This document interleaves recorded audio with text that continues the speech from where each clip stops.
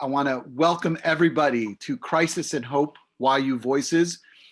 Crisis and Hope is a project of the Center for Israel Studies and the Rabbi Arthur Schneier Program for International Affairs and Judaic Studies at YU, Madei HaYahadut. And today we are happy to be partnering with the Jacob J. Hecht Pre-Law Society, thank you very much, and the Yeshiva College and Stern College for Women Pre-Law Advising. My name is Ronnie Perelis. I'm Associate Professor of Sephardic Studies and Director of the Rabbi Arthur Schneier Program for International Affairs at Yeshiva University. Today, we welcome you to a timely and challenging conversation, past, present, policy, why context is crucial for democracy. When we began this series in June, we wanted to create a forum that would go beyond the headlines and tweets and talking points that often pass for political and cultural discourse. We wanted a space for nuance, depth, and perspective. We believe that the past can inform and bring light to the present and even give us hope in moments of confusion and despair. For that reason, I'm so honored to invite my friends and colleagues and all of you here today. Today's event was first dreamed up by Meirah Shedlo, an academic advisor and special projects manager at Stern College for Women. In addition to being a proud alum of Stern College, Meirah is passionate about history and questions of society and politics. She interned at museums, including the Smithsonian's National Museum of American History, and published her research in the journal Maryland Historical Magazine.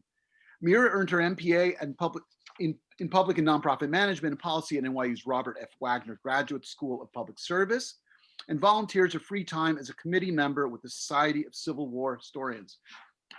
In conversation with her, we realized that to create a dialogue between history and politics, we needed to look no further than Professor Douglas Burgess and Joseph Luders. Joseph E. Luders is the David and Ruth Gottesman Associate Professor of Political Science at Yeshiva University. He's currently the chair of the Departments of Political Science and Sociology. His research interests include American racial politics, social movements, civil rights, politics and policy, and American political development. His book, The Civil Rights Movement and the Logic of Social Change, Cambridge University Press, provides a general theoretical explanation for social movement outcomes. He's currently producing entries on the 1963 Birmingham protests and freedom rides to be added to the next edition of the Blackwell Encyclopedia of Social Movements. That project ties very nicely to our first meeting of Crisis and Hope with Rabbi Saul Berman, also faculty at Stern College, talking about his experiences in Selma in that year and what lessons we could bring to today. Last but not least, Doug Burgess is chair of the Department of History at Yeshiva University. He's the author of 7 books, including The Politics of Piracy, Crime and Civil Disobedience in Colonial America. His research interests include legal history, maritime history, and early American history. I was lucky enough to share a car ride with Doug from Stern College up to YC for a couple semesters, and we had some great talks about the whole world and all sorts of interesting things. And one of the things I got to know is that Doug, in addition to his interest in history, has written novels and also had a brief career as a human rights lawyer. And I think that informs some of his interests and the discussion tonight. So now, without any further ado, and again, I really am just so happy to see such a robust crowd for this fantastic evening. I give you past, present policy, why context is crucial for democracy. Thank you for joining us. Well, shall I begin then? So first of all, welcome all of you. I am so delighted to be here. And this is a topic which is very dear to my heart. And I'm going to talk to you for a couple of minutes about something just to sort of lay some of the parameters down, something which at first glance is going to sound colossally boring. And I promise you that it isn't. And this is historiography. But when historians talk about context, you have to understand that they're using this word with a very, very specific and deliberate meaning. And when they use the word context, they are actually standing, if you will, on the metaphorical corpses of hundreds, possibly thousands of historians that have come before them who have battled endlessly with one another over things which you, in all likelihood, have probably never even thought about.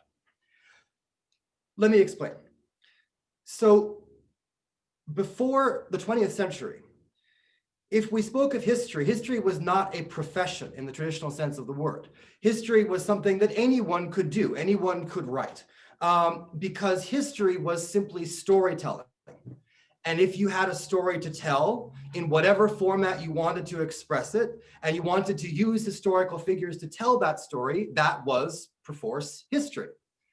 So what that means is that you have what would be politely described as a fairly large contingent of enthusiastic amateurs writing history. And the reason that they're writing it is to tell parables. History is supposed to convey a message, usually a moral message. And what's interesting is that even the great historians of the past, like Tacitus or Suetonius or Thucydides, these guys didn't actually care that much about getting it right. They weren't as interested in fact as they were in the moral message. So when you read Suetonius's Lives of the Caesars, it's a heck of a lot of fun, but it's not necessarily the truth, because Suetonius is trying to tell you these are the good Caesars, these are the bad Caesars, and here is why, right?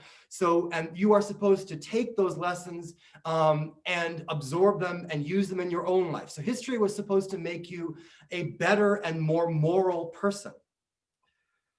And that's really the narrative all the way up until, I'd say, midway through the 19th century. And then it gets mixed in with a wonderful dash of Victorian reform and progressivism. So history is not just about making you a better person. It's about making society itself better. And since we're living in this Victorian reform universe, that society is getting better and better every day. We can see progress and everywhere we look, right? There's a new railway line opening. There's a new imperial colony. Remember, we're in the 19th century. These were considered to be good things. Progress is expanding all over the world. And every day and then every day we are getting better and better. And what better medium to convey that than history, right? So if you look at a history book from anywhere up until the 20th century, what you usually are reading is a moral message, which is designed to either show you the right path or the wrong path. And the right path would be histories of great kings, histories of great turning points in world history through war, right? Think about something like Machiavelli, not usually considered to be a history book, but Machiavelli's The Prince was written as an instruction manual. And he uses a great deal of history to tell those stories, to give that instruction. Here are the good kings, here are the bad kings, right? History was also meant to entertain. It was supposed to be fun. It was supposed to be titillating, right? But again, none of that serves the greater purpose of fact. And it was really only at the very end of the 19th century when history began to overlap with science. And when we speak of historiography, what we're really talking about is this idea of using verifiable, quantifiable data to create stories. How many people did this? How many people did that? If you're going to say that it was the best of times, it was the worst of times, how great was it? How bad was it? And where and when? But once you introduce cold, hard logic into history, you are taking a sledgehammer to this idea of universal, absolute, inevitable progress, the so-called idea of Whig history, that everything in every way is getting better and better. Because what happens if you find a narrative in that story that doesn't show everyone getting better and better over time? And that's, I think, that lays the groundwork for a term that you might have heard of, which is revisionism. And revisionism in its simplest form simply means other stories, other narratives that the dominant Whig narrative never told. And when I say Whig, it's W-H-I-G. It actually is used to be a political party in England. But when we talk about like revisionist history, what we're saying is maybe there are other people we haven't heard from yet that might influence our understanding of the past. So rather than trying to use the past to create a narrative that serves the present, we say, let's take the past on its own terms. Let's try and understand the past as it truly was. Use actual data, use records. If you're going to be a historian, you're going to spend most of your life, your working hours anyway, in libraries, in archives, digging through paper, right? Trying to build up these cases.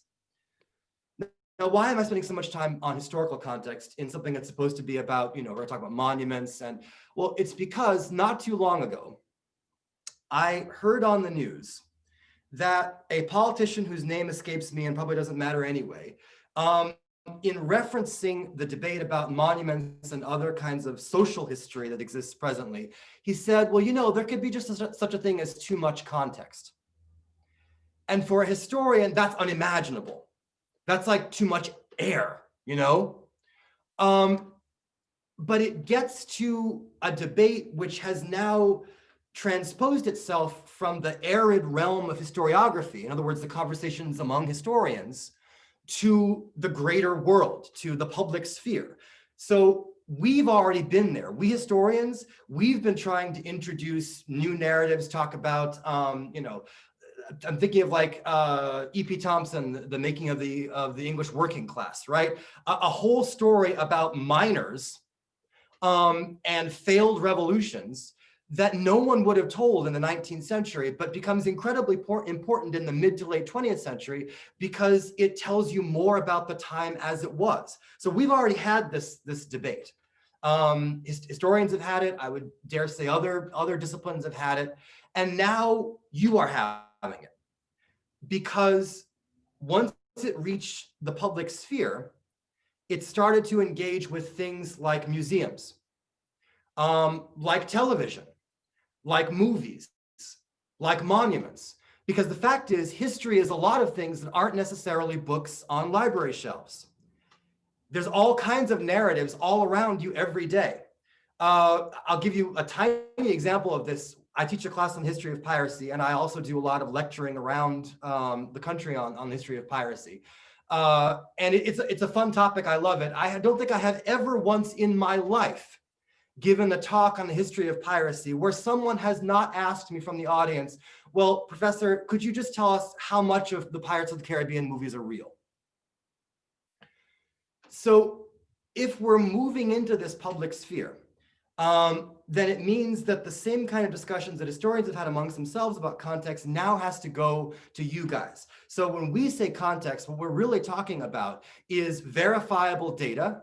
Is this narrative true? Is it worth telling, and what does it tell us about the subject? When we get into the subject of monuments, when it goes into the public sphere, that becomes a much more touchy subject.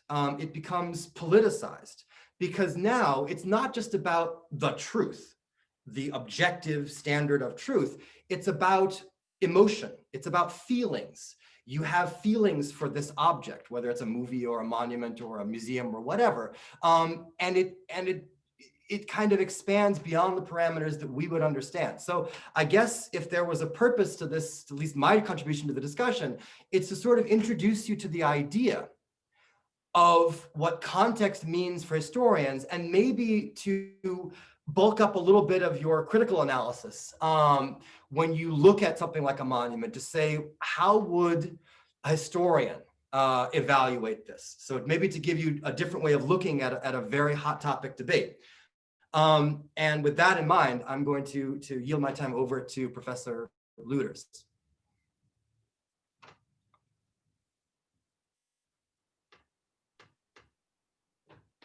Okay, can you hear me all right?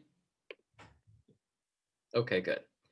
So as we approach this 2020 election, it's important to have a historical perspective to see what's unique and different about this moment that we're in right now. And if you're paying any attention, you probably are aware that commentators are saying that this is the most important election in a generation. And that always sounds a lot like hyperbole, but I'm going to make the case that I think that this is indeed true this time around. And I think it's a historical perspective that allows us to appreciate the gravity of our current political moment. So what do the rhymes of American history actually tell us? Well, if you know the discipline of political science, you know that we're usually not very good at history. We tend to do large data analysis of current events, meaning things that have just happened in the last few decades. Yet there are some political scientists that have a more historical sensibility, and I think I have one foot in that camp. And then there's another school in political science that's associated with comparative politics that looks at democratization processes in other countries. And they too can make a contribution to how we understand our moment. And both the historically minded political scientists and the comparativists really are gravely concerned about the health of US democracy right now. And the reason why is that there are four major stresses to democratic regimes.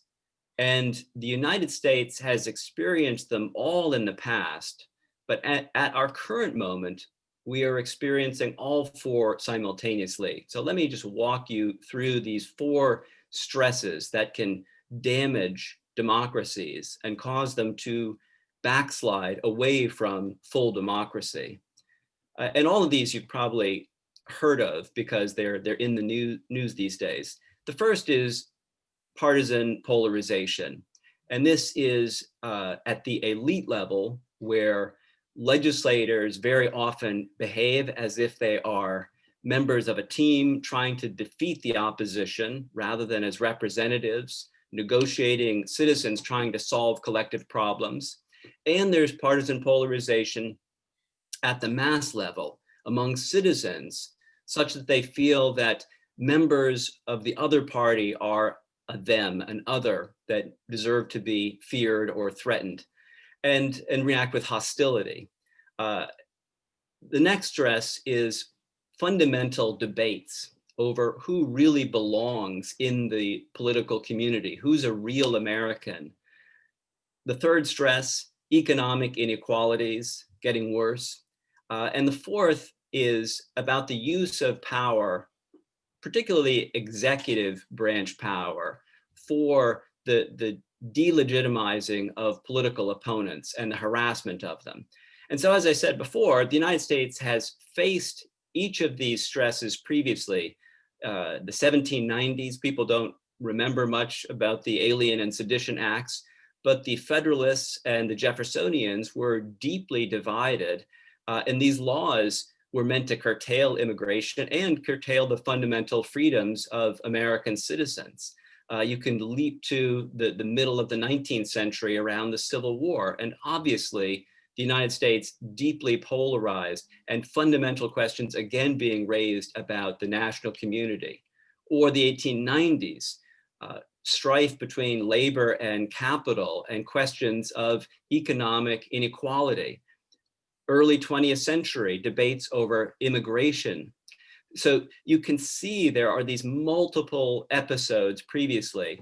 And right now we have this simultaneous convergence of all of these threats that is very worrisome. And the literature on democratic backsliding does not suggest that we're going to have a coup d'etat. That is not how backsliding tends to work. Rather, it's an incremental erosion of the broad commitment to democratic institutions and norms more generally. So let's just walk through maybe one case. I've got a set of notes, but I'll probably go on too long. And take, for example, the episode in the middle of the 19th century, where you have the period after the Civil War, and you get the first Ku Klux Klan. And the Klan, as you know, is a violent terrorist organization. And its principal mission is to drive out the Republican Party, which had occupied the South, and to restore white supremacy to the region. And it succeeded. And you have white supremacy ensconced, and the construction of Jim Crow institutions, the institutions of racial segregation that really persist from the end of Reconstruction, give or take, to the 1960s. And that lesson is important because if you're an observer in the early 1860s, you probably would have thought emancipation and enfranchisement for African Americans was a done deal. And until the end of Reconstruction after 1877, it certainly appeared that these were durable rights. But the construction of Jim Crow institutions, the restoration of white supremacy in the region really tells us that history can go the other direction as well, that democracy is not always a steady process of progress toward a telos of perfection. Instead, history can backslide. And so we have to be mindful of that possibility as well. And so that episode, followed by episodes in the early 20th century in which immigration is a source of tremendous controversy. You have immigrants, Catholics, Jewish immigrants coming from Eastern and Central Europe, and there is a native white Protestant population that is very alarmed by their presence.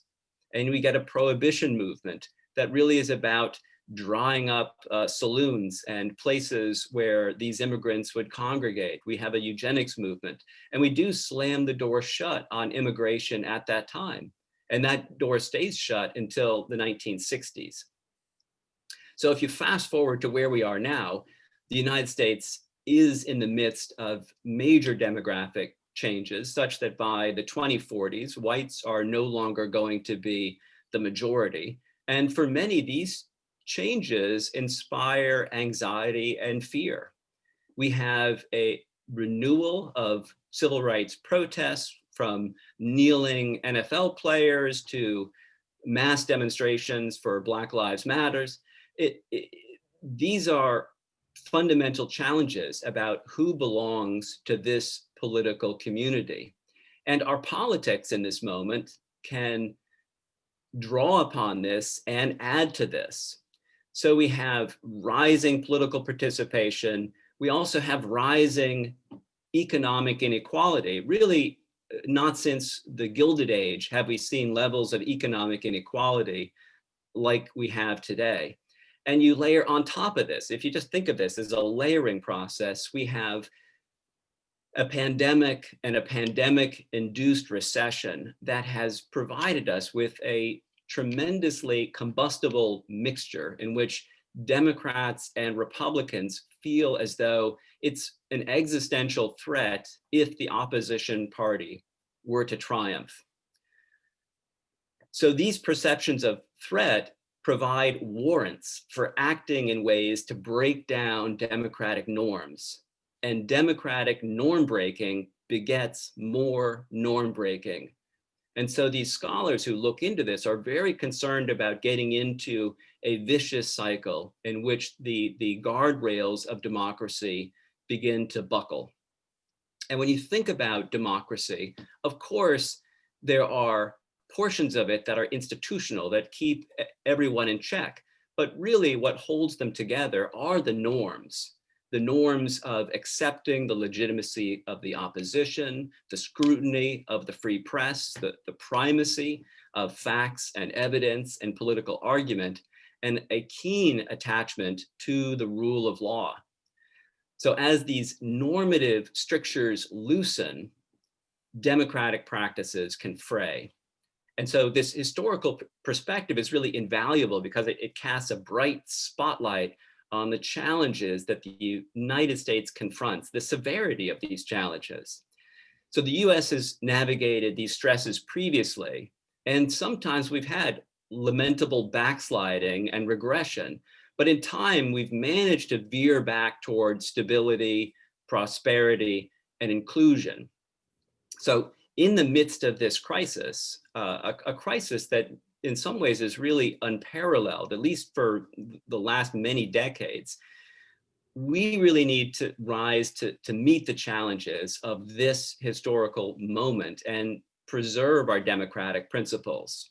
So as bitter as partisanship becomes, I believe that Americans actually can come together to find common ground, to meet shared problems together, to aid their neighbors, even if they differ from us, and that we can continue this long journey, this epic national story toward our shining city upon a hill. So what do we do? It's really deceptively simple. What we have to do is have a singular focus on protecting democracy right now. Even, and this is the hard part, even if it goes against our own ideological or partisan preferences, even if it goes against our material self-interest, in our votes and in our decisions to support or oppose policies and candidates, we have to ask ourselves, does this strengthen democracy or weaken it? We have to insist fiercely on the rule of law, the moral worth of our political opponents, the fundamental rights that go to those opponents, and the sanctity of free and fair elections. These bedrock principles are meant to provide all Americans with the opportunity to have their voices heard. So millions of people right now are taking to the streets, advocating for change, and voter turnout, if you've been paying attention to the headlines lately, is surging. So it's my hope that even though we are in the midst of a crisis, this wave of citizen activism that we are witnessing right now will bring forth a renewal of this great democratic experiment. Now, of course, there are no guarantees in history because democracy sometimes retreats. But at this moment, I believe most Americans are committed to our democratic principles, and therefore I have hope. Thanks.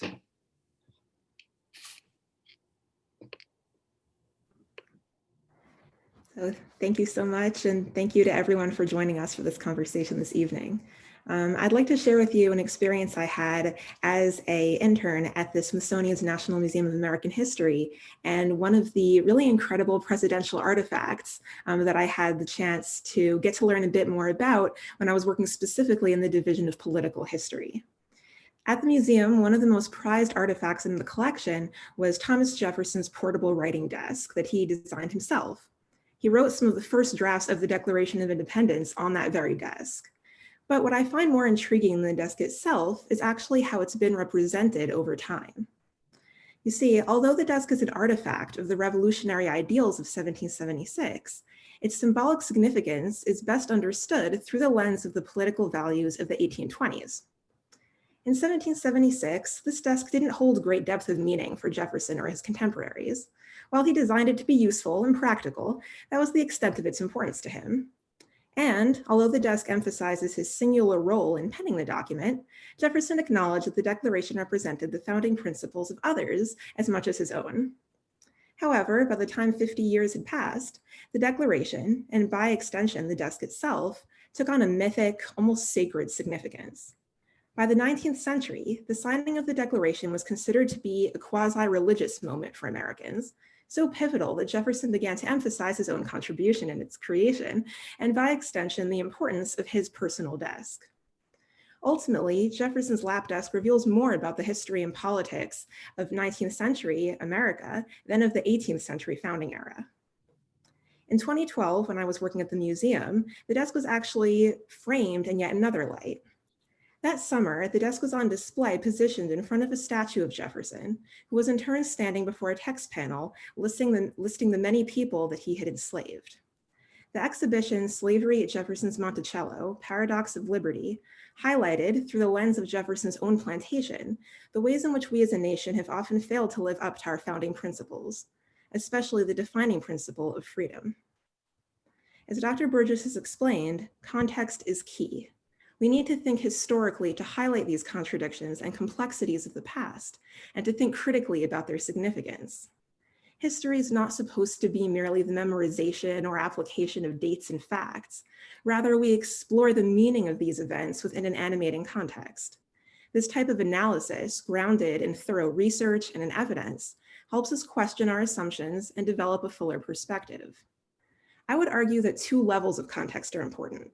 Of course, the context of the period under discussion, but also the context of our own time. And that's because historical narratives and artifacts are interpreted and reinterpreted through the lens of our own era, values, and experiences. New historical interpretations may arise because of the availability of new evidence, but also re-examining even previously studied events by selecting specific facets to highlight is inherent to the writing of history and is necessarily shaped by our own perspectives and ways of thinking. Understanding the role of our contemporary vantage point is crucial to understanding public history and public art, including monuments, which we'll discuss more shortly. Sometimes, when attempting to bridge a past era and our own, we may turn to analogy, comparing prior and current events. In a twist of unknown authorship on the classic phrase, history does not repeat itself, but it rhymes. Recurrent themes in history, such as those identified by Dr. Luders, may be critically analyzed to determine what, if anything, we might learn. Of course, identifying the similarities is important, but so is noting the differences and considering what that divergence can tell us. Finally, as both professors have indicated, institutions and circumstances have deep roots in the past. So a comparison of then and now is less about juxtaposing two similar, if different, events, and more in many cases about considering how the past directly influences present outcomes. For instance, in an economic concept often applied to policy, path dependency means that, because of inertia, the choices of yesterday are the starting point for decisions we make today, because they're built on existing incentives and institutions. And for the pre-law students in the room, we know that precedent holds great weight. And the American legal system, which of course plays a major role in shaping American public policy, rulings on similar or applicable issues can be very influential or even binding when judges analyze a current case. In fact, a major swath of Jewish law, too, is based on rabbinic decisions of thousands of years ago. In orthodoxy, custom, minhag, is considered just a step below rabbinic law. We maintain the practices as our ancestors did, so different customs developed in different parts of the world, and each is binding on the Jews of those specific regions. Ultimately, the past influences the present in manifold ways, shaping law, policy, and current events. Whether we're thinking about the often imperfect application of our nation's founding principles, as exemplified in artifacts like Jefferson's writing desk, or more recent history, the looking back is essential to the looking forward. I'd like to now introduce the conversation about some of these issues we've raised, starting with the recently revived monuments debate. So Dr. Burgess, if you could please begin by giving us some context for this issue and why it matters today. Oh, sure. Well, let me just say, to start off with, that when you look at a monument, any kind of monument, what you are seeing is an image frozen in time that represents the hopes, the aspirations, and actually, to be frank, even the prejudices and limitations of the people that built it. What they are saying with this monument is, remember this, learn from this, understand this, but also remember me. This may seem like a very strange comparison, but whenever I think of a monument, I always think about the Voyager satellite or the Voyager Explorer thing that got sent off into the outer reaches of the universe. I think it's somewhere past Pluto now. And inside this little spaceship floating away billions, trillions of miles away from us is a disk, which they assume aliens will be able to play. And on this disk are all of these images and sounds and things, which are basically saying, this is us. This is who we are. It's the sound of a baby. It's the sound of an engine starting, right? That's what a monument is. And yet, as with that disk, the idea that we could create something now that will be both comprehensible and relevant 1,000 years from now is a bit of an act of hubris. And I think this really underscores what both Ms. Shedlo and Professor Luders have been talking about, this idea of inertia.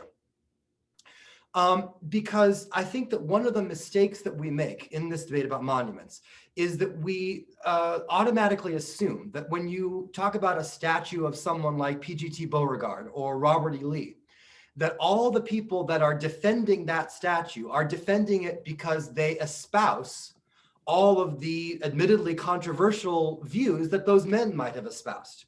So many people would say, well, if this is a statue of a Confederate general and you are supporting it, therefore you must be in sympathy with slavery, or at the very least have views which would lend themselves to that coloring. And I think that that's tremendously unfair, because one of the other things we have to deal with this idea of inertia, and I was so glad that Ms. Shedlo talked about precedent. Inertia and precedent, what that means for a monument is you're going to have a lot of people who are just saying, no, I grew up with that statue. I don't know what it means. I don't care what it means. I walked by it every single day. And that in itself has a kind of historical weight, historical meaning. The object, the statue, has a meaning unto itself because it is familiar, it's recognizable, it's part of the landscape. And I think that monuments in this sense are a wonderful metaphor for the kinds of discussions, again, that were alluded to by Dr. Luders, which are much bigger than monuments themselves. How do we reckon with our own past? Because we have to reckon with it in order to deal with what comes next. How do we understand the lessons of the past in order so that we don't repeat them? It's frankly terrifying to me, and I have to say that I'm entirely in sympathy with Dr. Luders' argument. It's terrifying to me that we could be backsliding away from democratic norms, especially when so many of the monuments we've left on the ground have been to reinforce those norms, to remind us of those norms. So how do we, and this I'm going to open up in a second, but how do we evaluate these monuments using that kind of critical lens? I think the two things we have to consider. First, to raise the ghost of context one last time, at least for me, why was this statue built? Who built it? What was the purpose? It's not enough to just say that it's there. Why is it there? Who put it there? What was the message that they were trying to send? And is that a message that we still want to be receptive to today? And the second is, it gets away from context and deals more with meaning. Does this statue have the same meaning for everyone that views it? Or is it being directed to a very specific audience? And again, to use this example of the Confederate monuments, many of these statues were not erected in the immediate aftermath of the Civil War. They were erected at the beginning of the 20th century, or sometimes even, in the 1930s and 1950s sometimes, and they were being put outside of courthouses and city halls.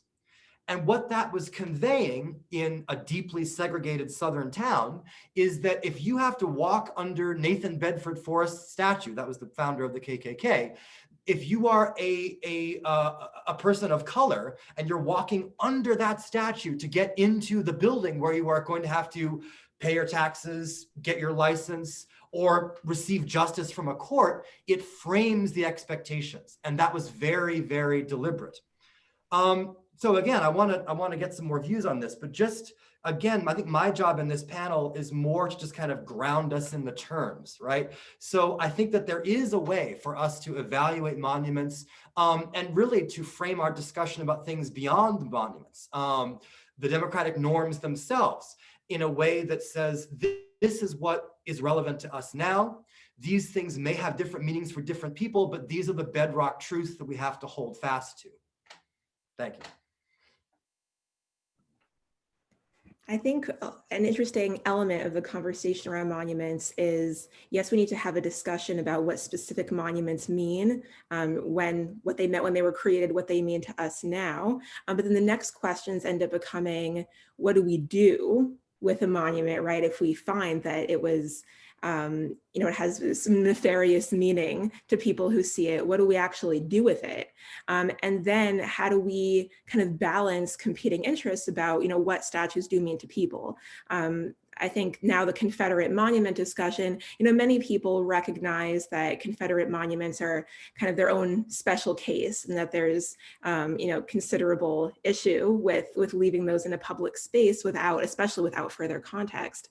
But other monuments have been brought up in discussion as well, where you have other public figures, including founders of the country, who they committed some some acts that we would really find, deeply distressing today, including enslaving people.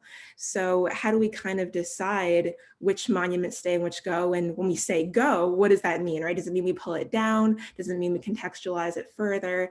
So, one monument I actually thought in particular that's really interesting as kind of a case study is the Friedman's or Emancipation Memorial that was created by Thomas Ball. And it was commissioned by the formerly enslaved to honor Lincoln.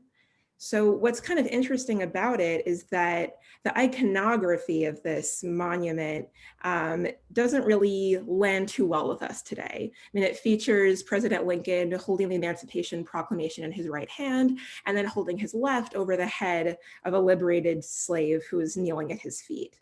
Right. So today there is much more interest, and rightfully so, in thinking about the actions that enslaved people took to work toward their own freedom, some of their own agency in becoming free. Right. So the idea that you have the enslaved person kneeling, doesn't rest very well. But what's interesting about it is that it was commissioned by the enslaved people. Right. So how do we kind of balance the people who are, who built the monument, although you do have to keep in mind on the other side that they didn't choose the iconography. They wanted a statue to honor Lincoln, and someone else decided what that would look like. So, so there's been some really interesting conversation about what to do with this particular statue, and one of the creative approaches, I think, to contextualizing it, I think was actually suggested by Frederick Douglass, I believe, who wanted another statue beside it. So the idea would be that even if the imagery in this statue isn't exactly, what they would have had in mind, having an image, let's say, of a freed person who is, rising up for himself and having those kind of in conversation with each other in a way is an interesting way to think about this sort of context.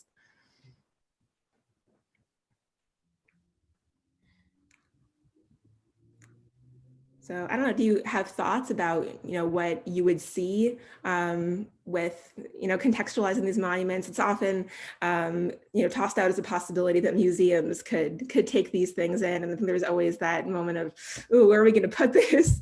It's almost, too easy a solution to say we want to remove it from the public square and not destroy it. So let's have an institution take it over. It's an option, but there are obviously major logistical challenges. So I'm kind of curious to hear what, both of you would think about different ways that we could handle some of these statues, and what you would think, for yourselves about, how you kind of draw the line, I suppose, in evaluating the meaning of different statues and different types of figures. When you say that, what leaps to mind is what happened after the fall of the Soviet Union, where they went en masse and they took all the statues of Lenin down. And in many cases, they just sort of cobbled them together in random parks. And that, what you do with the statue actually creates another historical narrative on top of the statue itself. So the statue is never devoid of meaning. It's always going to have whatever meaning the surrounding, what its placement gives to it. So if it's Lenin on a pedestal versus Lenin lying on his side in the middle of a trash heap, it's telling two very different stories, right? I think this, again, to sort of move us away from the Confederate monuments to get to some that are more sort of on the margins, as it were. Think about the statue of Theodore Roosevelt outside the Museum of Natural History, which went from sort of, I'm sure most of you guys have probably already seen it, but it shows Roosevelt, former president, on a horse, and he has a Native American man on one side of him and a African American man on the other, and I believe they're both holding one another of the horse's reins, but they're clearly in a subordinate position. But Roosevelt, whatever his personal prejudices might have been, was obviously not a slave owner, and he was not any more racist, I think it's fair to say, than most of the people living at the end of the 19th century, beginning of the 20th. So what do we do with the statue, right? And first, the more sort of the compromise solution was, let's add more text. So that would be like more context.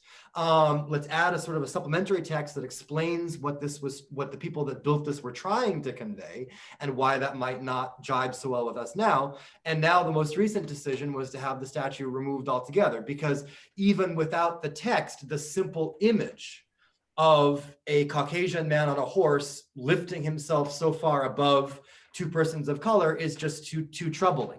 But it gets this idea that sometimes even more context may not be enough. And ultimately, the decision to remove the statue, to put the statue in a different location, I think we have to be very mindful that just moving it may not be sufficient. I mean, we have to always remember what is the new story that the statue or its actual absence is going to tell. I think in the question that Dr. Luders had brought up in his remarks earlier about who belongs to the political national community, I think that issue ties in, really closely with the monuments debate, whose stories are being told and, whose stories are kind of being overlooked by elevating other stories, right? So I guess, Dr. Luders, if you wanted to kind of expand a bit on this idea of, who belongs and how does that, how does that impact, current events? Because there's always, historically been this, back and forth between who's included in the national community and who's excluded, and what does that mean for us in our policies? So yeah, I'd love to hear a bit more about that if you want to expand.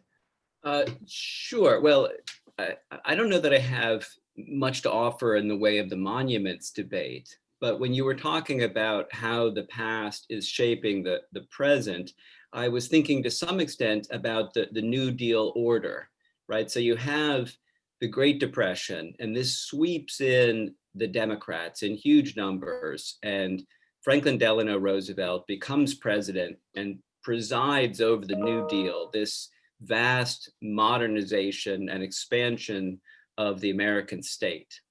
And in some ways, FDR is looked at as a political hero and as a person who really sets the terms of political debate for decades to come.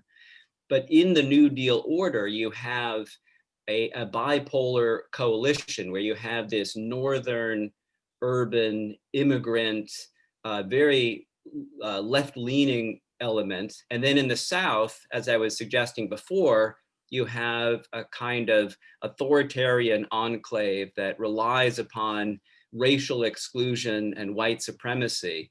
And so I was thinking that you have a kind of almost tragic figure or a tragic moment where there's a destiny, and the destiny for the Democratic Party is to be finally confronted with the racial inequalities in the party's southern wing. And that comes to the fore in the 1960s. And as these protests happen, President Kennedy and later President Johnson, after Kennedy's assassinated, they have to address this as leaders of the Democratic Party, but the party is moving in very different directions. And so it's a real conundrum. How did they manage this? And there's a story that we don't know if it's apocryphal or not, that Lyndon Johnson, when he's signing, I think it's the 1964 Civil Rights Act, he says that he's signing away the Democratic Party's control over the South for a generation. And he's right that when the Democrats embrace racial liberalism in the 1960s, and Nixon takes a position that's contrasting for the Republicans, it produces a steady exodus of Southern whites, most Southern whites, out of the Democratic Party. And it helps to reconfigure the politics that we have today, really. I mean, sometimes students are very surprised that the Republican Party was the party of the North and the Democratic Party was the party of the South, because the parties have really flipped in their regional foundations. Now that the Democratic Party is mainly a party of the North and the Pacific Coast, and the Republican Party sweeps across the South up through the mountain states in the West. And so that it's the tragic flaw of the New Deal order that gives us this splintering of the Democratic Party, and that rupture really sets the stage for the politics, the this episode that we're witnessing right before our eyes. So it makes me think about how you have these founders of political orders. In some ways, FDR is a founder of a political order, Ronald Reagan is a founder of a political order, and there are certain tensions within those political orders that get worked out over time.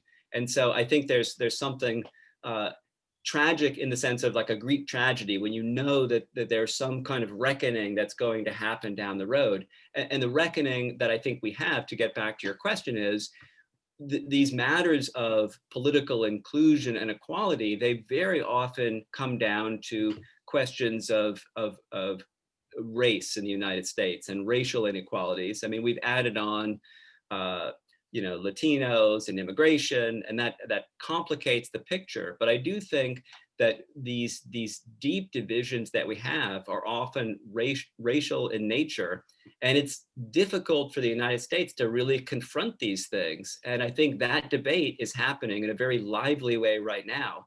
So my admonition at the end of my remarks was, we have to work this out. And one way to work it out is by fervently committing to make sure that everybody's has a seat at the table in this conversation. And we have to have a frank conversation about this history. And I don't think it can be swept under the rug. I think that the Democrats in the 30s attempted that, but it really is something that festers. And so there is a requirement to have this conversation. And I think, as I said, that this is a necessary and productive conversation if we're going to retain our democracy in its full form. Just to build, but just to build on that, because I think that it raises a crucial point, which is I have to wonder if the debate about something as seemingly archaic as statues would assume the same dimensions that it has if it wasn't falling right in the middle of a hypercharged political climate where practically everything that invokes race or class or the divisions between political camps assumes this sort of messianic or apocalyptic dimensions, So the statue gets invested with all of this importance and meaning on both sides that I have to wonder if it had been like the early 90s or the late 90s, or I'm just picking random periods in the relatively recent past.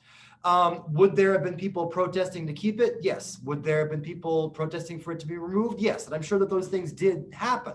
But would it have been a national news story? Would people have been going out in the middle of the night and tearing them down and or forming cordons around them? I have to wonder, right?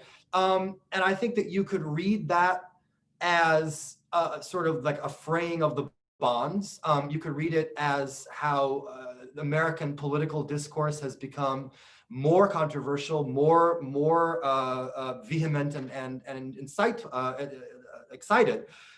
But you could also read it as this is a conversation which is way overdue. And if it means that every time a statue falls into the crosshairs that it reignites all of this, that may not be a bad thing. Because in a sense, another historical example just to put out there, Leopoldville in the Congo had a giant statue of Leopold II long after the Belgian influence had been removed. And there was a documentary I watched not too long ago where this Congolese man said, we had to walk under that horse's rump. It was an equestrian statue every single day, right?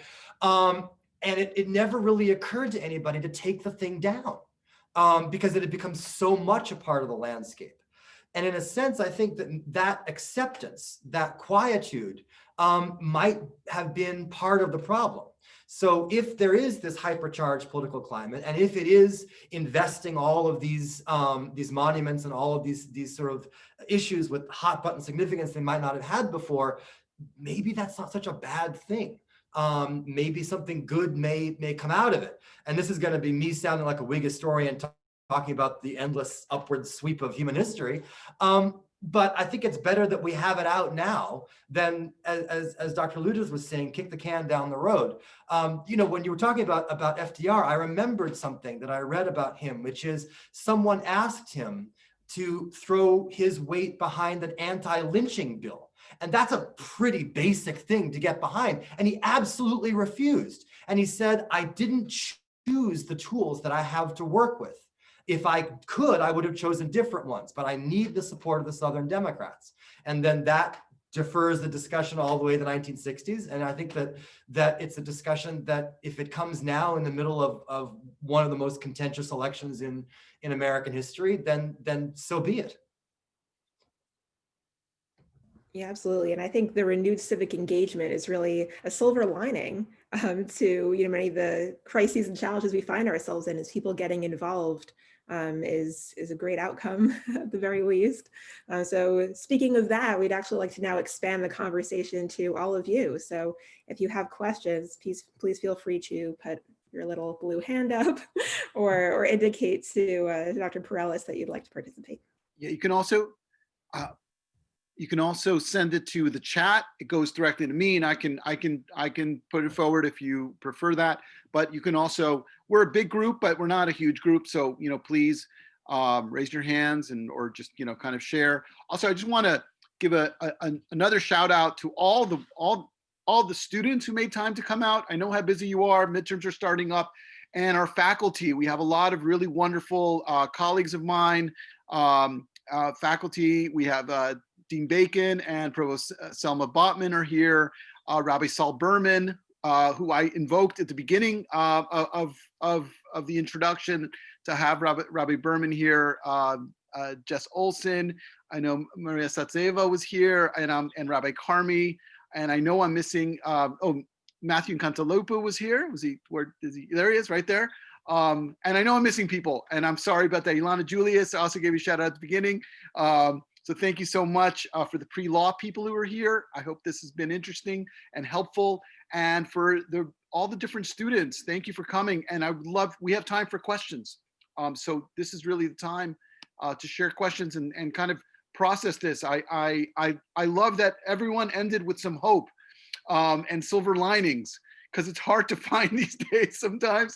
And I think the numbers of people who came to this, event in the middle of the week is a good sign of the desire for engagement and for facing some of those dark corners of our history, of our society, things which are hard to talk about, and that we will disagree about, and that disagreement's hard,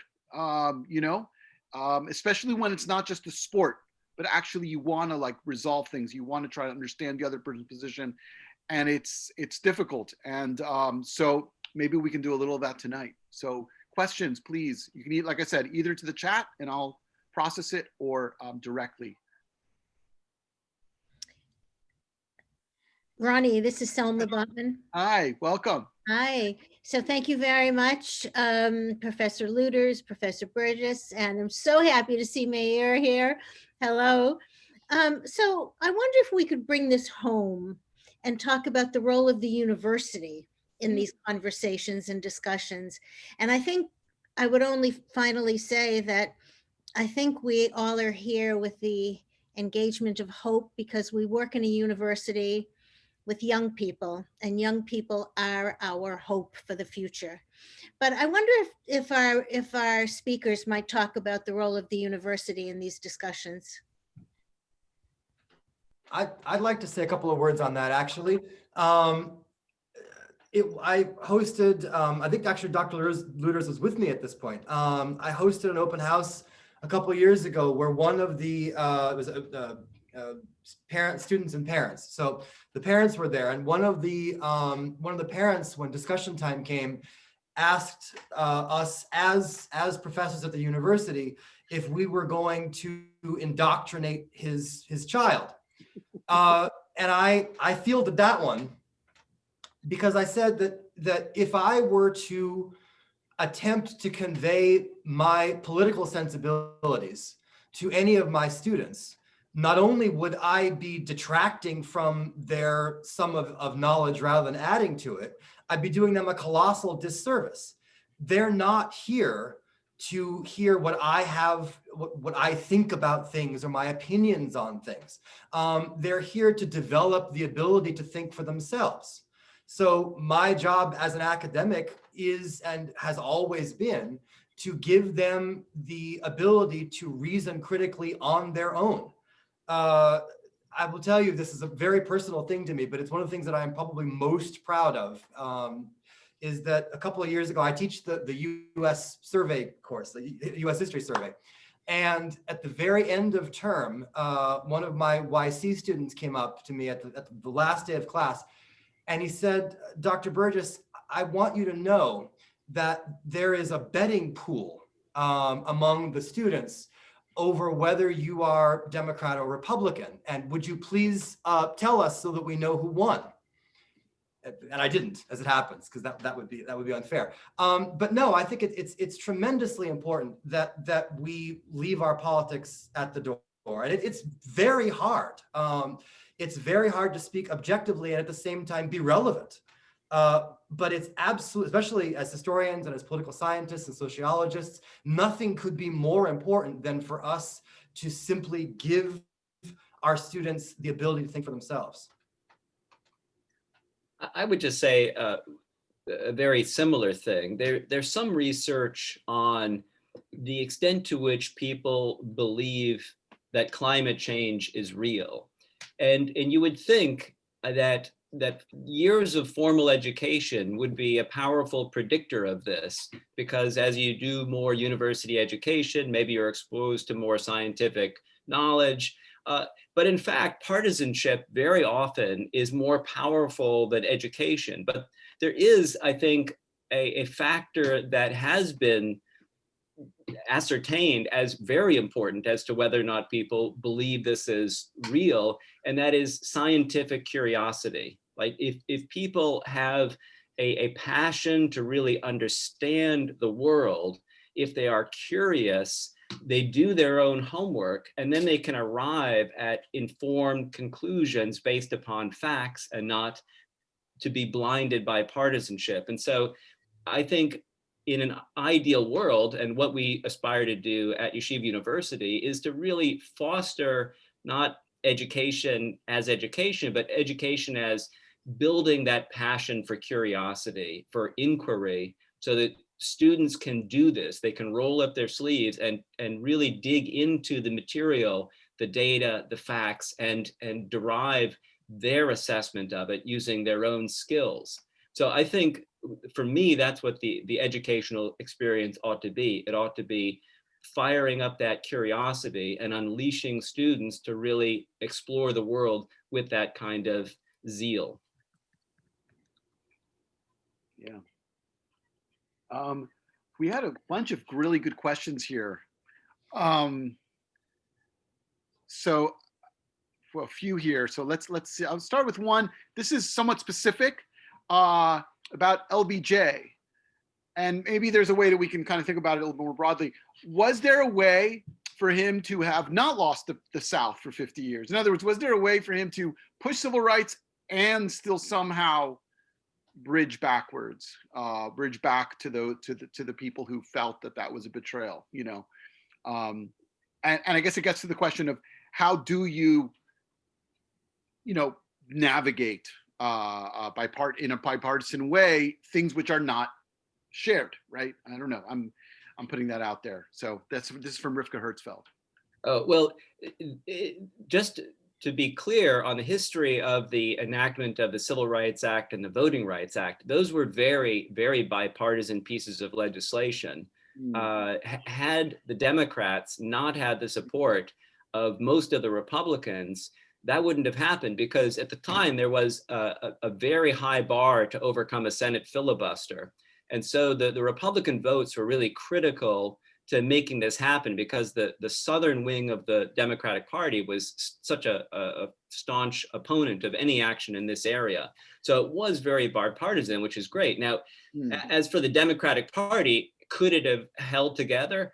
I think it was inevitable that it was going to be torn apart under those circumstances. And in fact, if you look at, and people tend not to know that there are multiple civil rights acts because we always focus on the Civil Rights Act of '64, but there was a Civil Rights Act of 1957, and there's another Civil Rights Act of 1960. And those previous acts, some of those were actually shepherded by Lyndon Johnson when he's majority leader in the Senate, and he tried to negotiate a way to give both sides half a loaf. He tried to give civil rights activists something that they would think of as an improvement to the status quo, but he also reassured Southerners that he was not going to rock the boat too much to bring the federal government down their throats. And ultimately, the civil rights movement was not placated. Sort of taking half a loaf when you've been managing on a half a loaf or less than half a loaf for a century is just not satisfactory. So the civil rights movement continued to press LBJ for action, and ultimately they got it. And it took enormous risks with protests in which civil rights activists lost their lives. But ultimately, I think national political leadership felt that they had to do something bold, and this was going to be a real slap in the face for Southern Democrats. And I don't know that they could have been mollified. I just don't see how you could have bridged that gap, honestly, at the time, because the racial inequalities in the South were so deep and so stark that trying to rectify that was going to be an upheaval in Southern society. And accepting something less than that was not really in the cards for the activists. I guess it gets to, one of the things that you touched on earlier and that's been kind of raised is it's, part of the challenge is when you feel that something is existential, that something is evil. I mean, to use that word, it's a heavy word to use in politics because politics is relative, it's subjective, and right, it's very contingent. But, there's some things which one side will see in very, very stark terms. It makes it very hard to kind of bridge those gaps. We're getting some really great questions here. One is from Nava Katz, who has a long question. She wanted to ask it directly. So why don't you, Nava, you want to unmute yourself? I think it's really needed and really interesting. I guess I was wondering, just on a very practical level, I think that, I don't know if some other students I've spoken to kind of struggle with this, but as we get older and we get more involved in just keeping up with current events in politics, what are good ways to find sources that aren't biased? Because I find that it's really difficult. You can try fact checking websites and they'll be like, this has a little bit of a left leaning, this is a little bit of right leaning, and then you try to read all of them and then they're all so what would be some practical ways, especially for a time-pressed student, to try to really vet the news and really think for themselves? Nava, and if I may, I want to add, Yoni Shedlo had a great question that relates to this. We can kind of maybe lob it on, which is social media. Are there, I guess, and I like the way Nava phrased the question. Are there tips? I mean, what do you do? It is such a sea out there and a mess.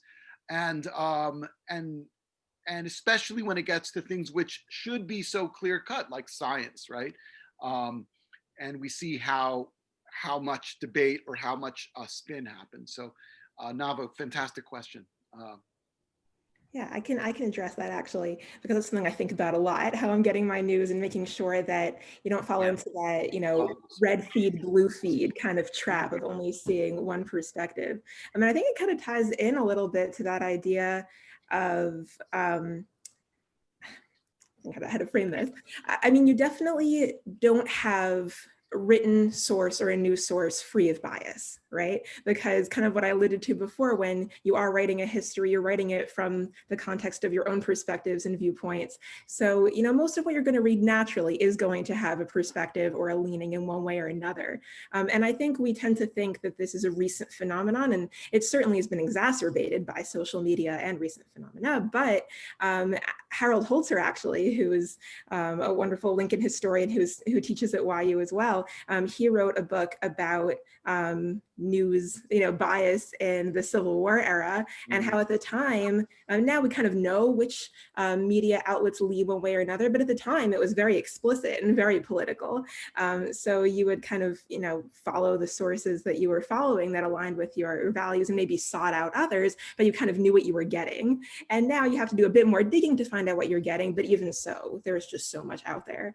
So what I found useful is to kind of identify a handful of, trusted outlets, left-leaning, moderate, and right-leaning, and just follow some of their sources. And a lot of papers have some really great email newsletters that you can subscribe to. So, every morning I get a newsletter from the Wall Street Journal, the New York Times, and some of them have different approaches. So one will kind of be, this is the top news of the day. This will be an election-oriented newsletter. So just kind of thinking carefully about, I'm not recommending that you now overload your inbox with a ton of emails that you definitely don't have time to read, but really thinking carefully about what are some major trusted news sources that I can follow on each end of the spectrum, follow them on social media, and then maybe get a newsletter or two from across the spectrum into your inbox and kind of start your day with that. You can make it kind of a ritual with your morning coffee, but not to get too overwhelmed by it. Sometimes just having, some basic framing for going about your day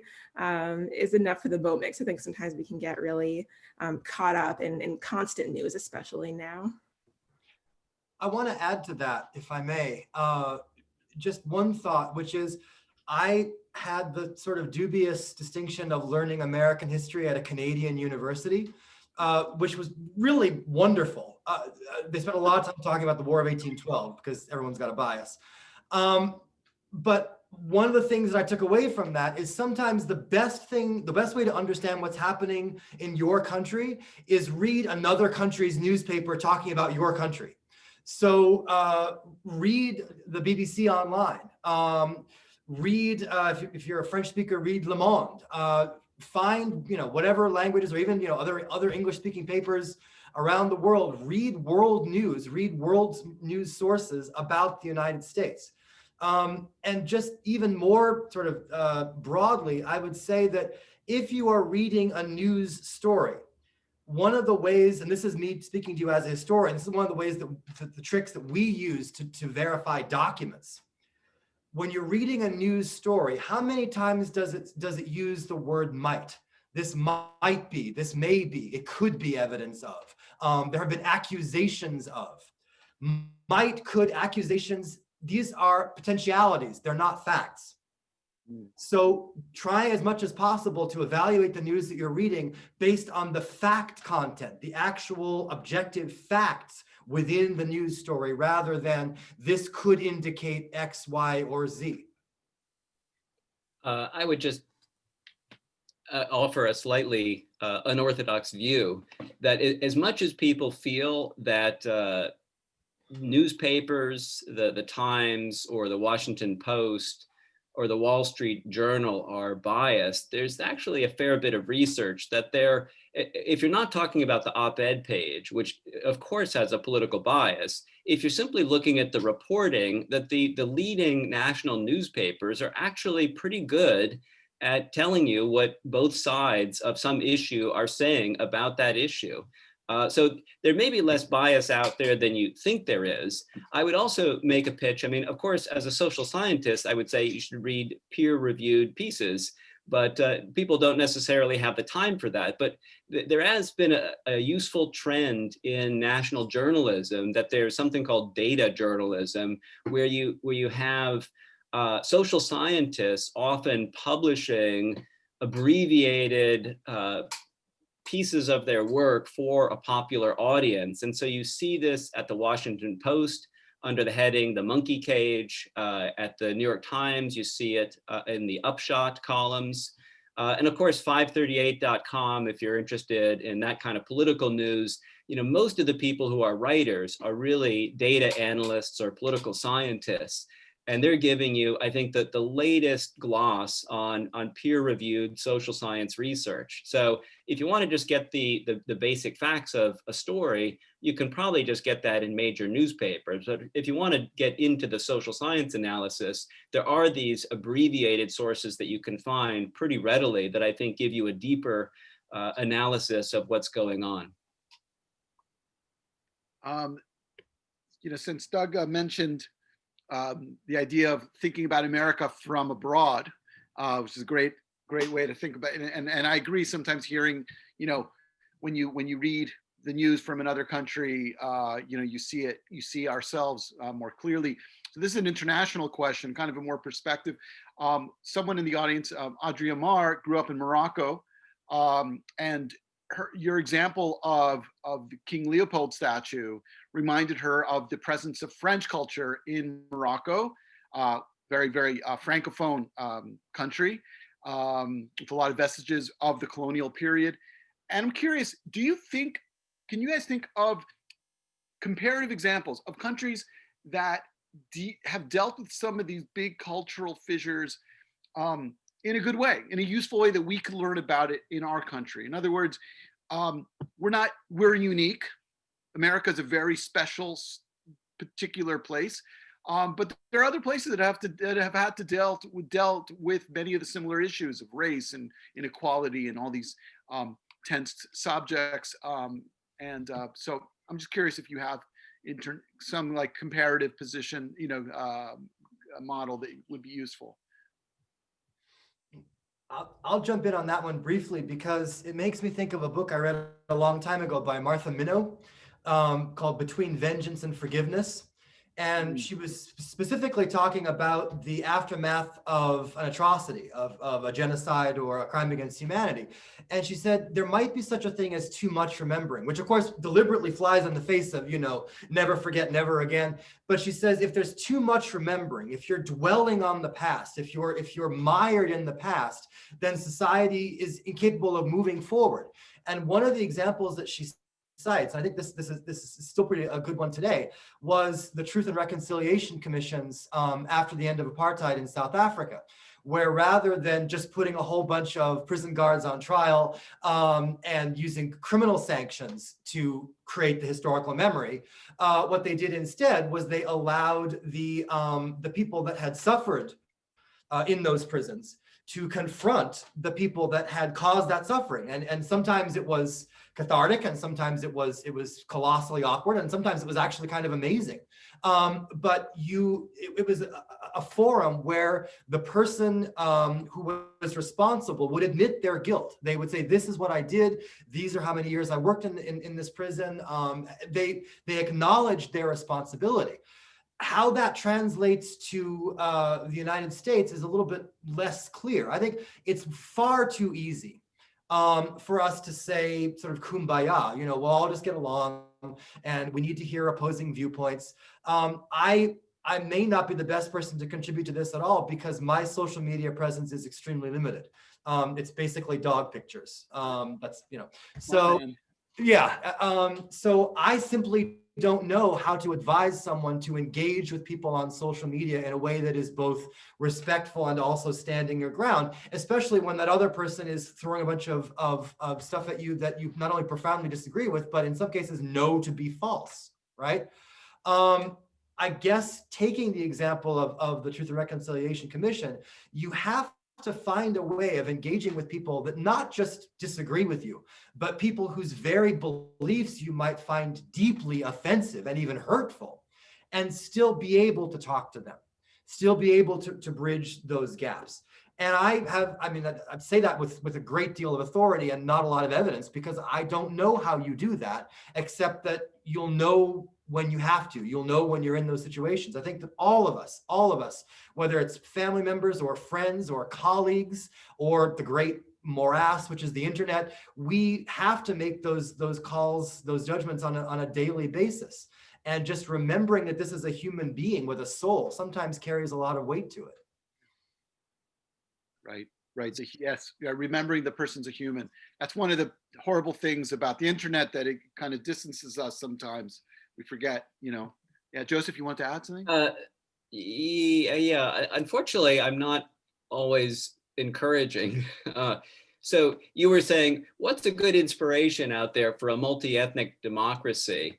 And in fact, most of the reading that I've been doing on this is that it's really a struggle they tend to have very serious issues. And the United States is really at the forefront of this, I think, because of we're actually much more diverse than a lot of other established democracies. And if you look at some of the political disruptions in Western Europe and the rise of these authoritarian populist parties, very often it's relatively small amounts of Muslim immigration principally that sets off a surge on the right toward more extremism, and it's very destabilizing. So it's hard to find a good model out there of a stable multi-ethnic democracy. I think we're probably doing better than most countries, honestly. But I do think, and I've got a whole lecture on this that I don't want to bore people with. My take on polarization is that it is mainly an elite-driven phenomenon that emerges out of political strategy. And insofar as stoking polarization is an effective way to win elections, it'll keep being used.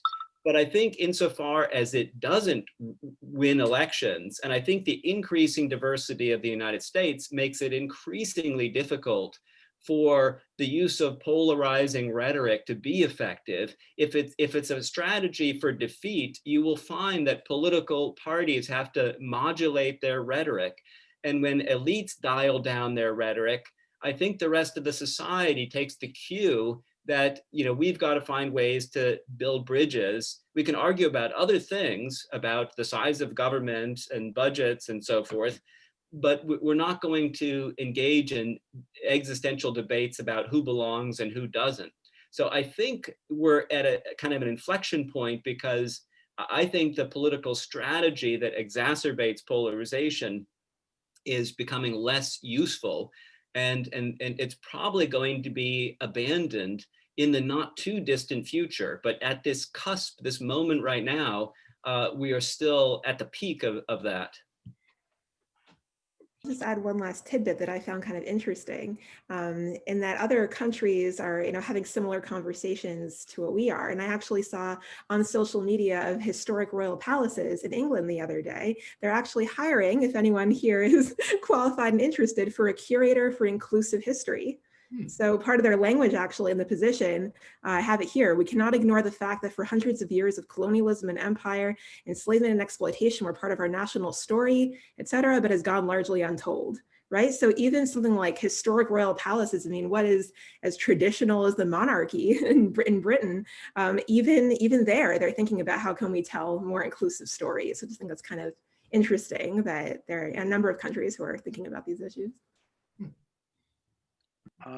We have just a few more questions. Maybe some people may roll in. We're running a little late, but I think we have time for these two. Well, one of them is, you talk about the health of democracy. What do you think is actually at stake at this election, in the sense of what might come out? Are we in for a very raucous, I mean, I don't know if you guys have crystal balls, I guess that's the question. Maybe the question's asking that. Are we in for a very contentious, even decision about what the election was, who won the results? Does that seem to be where we're going? And also historically, have we had other moments like that where the election itself is contested? Besides, I'm not talking Bush v. Gore. I'm talking where whatever the numbers people are saying, there's going to be a question about what those numbers are and who's going to trust them. So like, can history help us here? And what's your sense of what the street is going to look like? That this is from Dvora Gurevich. I guess I should say something about this.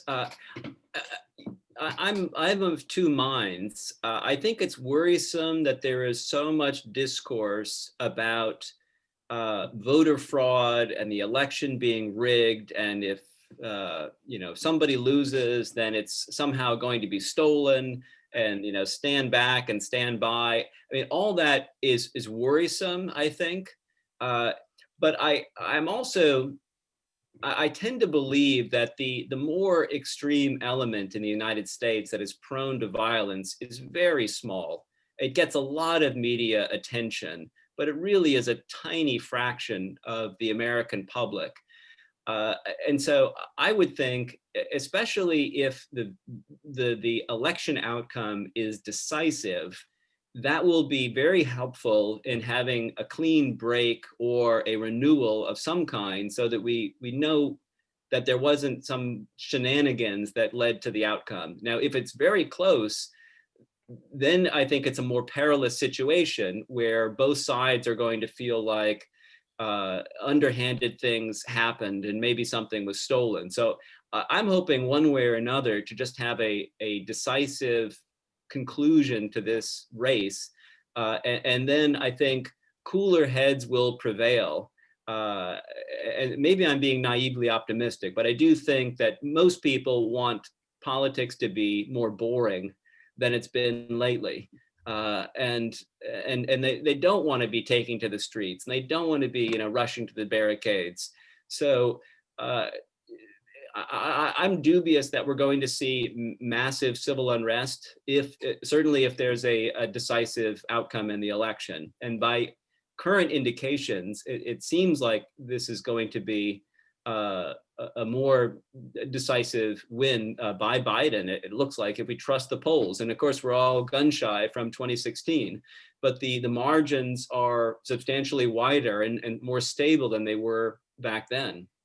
So it sort of looks like we're not going to have this air of uncertainty that makes everything much more nerve-wracking. As one of the historians present, I want to just, part of the question was, has it happened before? There have been close elections, and there have been elections where the outcome was in doubt. The election of 1800 was the first that I would point to. Gets a lot of play in if you ever see the Broadway show Hamilton, you can just refer you to that. There was also the election of 1876, where it came down to Tilden versus Hayes, and it was not entirely clear. Well, it was, at least to some people, that one actually did go to the House of Representatives, and it was decided by a more or less amicable bargain between the Republican and Democratic parties, which also unfortunately resulted in the end of Reconstruction. And then, of course, you get to, even before you get to the election of 2000, which is, I think, the one that gets the most play now, people tend to forget, I think, just how close the election of 1960 was. Because you get that narrative of the famous televised debate between Richard Nixon and John F. Kennedy, and people sort of write the history after that Nixon bombed and sweated and everything, and therefore Kennedy won. Where actually that was a very, very close election that came down to some voting in, this is made me think about the voter fraud thing. There was some discussion, rightly or wrongly, that it came down to some votes in Illinois where the Democrats were able to sort of swing it for Kennedy. And that's never, I'm not going to go put a flag in the ground on that one, because I don't actually definitively know if that was the case or not, but it was close enough where that could have mattered. All of this builds up to a somewhat reassuring answer, which I think is mostly just an echo of what Dr. Luders is saying, is that this is only going to matter if the election comes down to probably one state. This idea that somehow the election could be stolen, and you've probably, all of you, I suspect, have probably read the scenario of what that might look like, where somehow the votes cease to be counted, that they cut off counting votes before all the votes are taken in, or even after the votes are taken in, that a state legislature refuses to accredit the electors for the side that won, and they claim that there was fraud, and then there's some kind of investigation. Okay, so what I would say about that, to the best of my knowledge, again, from being an amateur in this, is that yes, it's a worst case scenario. Yes, it's a possible scenario. It's also always been a possible scenario if it came down to one state. All of the things which could happen in 2020 could have happened at any election in American history all the way back. And I simply don't think that they're any likelier now than they were then. Even if you have a chief executive who is going on Twitter and saying, do this now, this was a fraud, this was a fake, it's not real. Even if that were to come to pass, in order to get an entire state legislature to go on board with that would be a much higher hurdle than I think logic would support at this point. And even before we get to that point, we're presupposing that it would come down to one individual state. And again, I agree with Dr. Luders again. I read 538. I would conservatively estimate, I think I read it every half an hour and have done so for the last 4 or 5 months. And someone asked a question about what do you believe? Right now, I believe numbers, which was never my strong suit, but numbers seem to indicate the result of this, whether that comes through or not. If the numbers are correct, then it looks like we'll be well past the margin of error where any of those nightmare scenarios would come to pass. Wow, thank you guys. I wanna, the hour is late, and I want to encourage anyone with further questions. The wonderful thing about the internet is that you can contact people who are far away or right around the corner with questions, and I encourage you to do so. That's what we're here for as faculty, and I want to thank the participants tonight, the people who dreamed this up, Meirah Shedlo, Professor Luders, Professor Burgess, all of the students and faculty who came. I want to let you know that we will have more events coming up, and you can check that out at Crisis and Hope, at yu.edu at Crisis and Hope. And it has been my real pleasure to be here tonight. I've learned so much. I thought new thoughts, and I'm leaving with a perspective that I think is useful. I think many of you as well are in that position. And so until next time, shalom from Yeshiva University. Thank you. Thank you. All right.